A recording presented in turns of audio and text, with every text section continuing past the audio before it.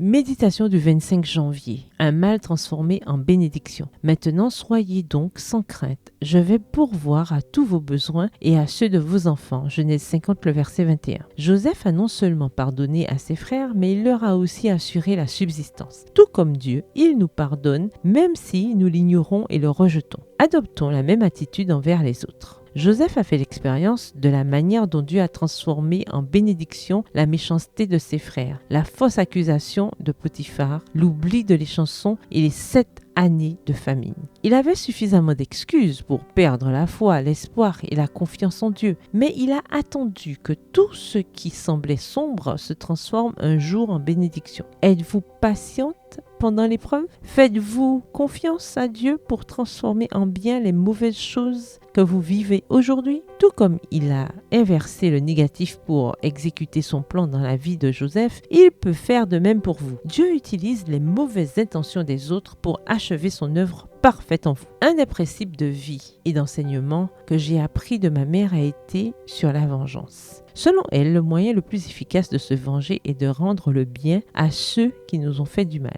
Mon esprit d'enfant ne pouvait concevoir cette attitude.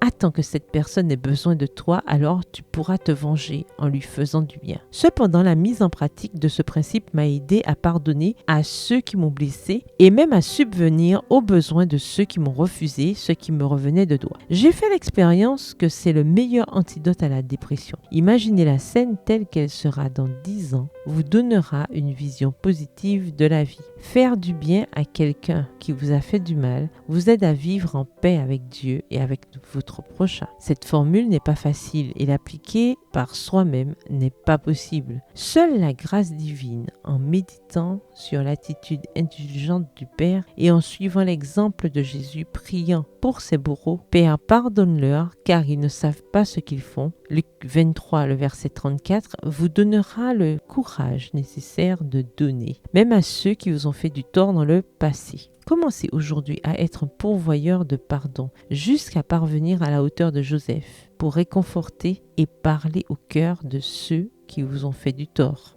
Commencez aujourd'hui à être une bénédiction là où vous trouvez le mal. Bonne journée, que l'Éternel vous bénisse.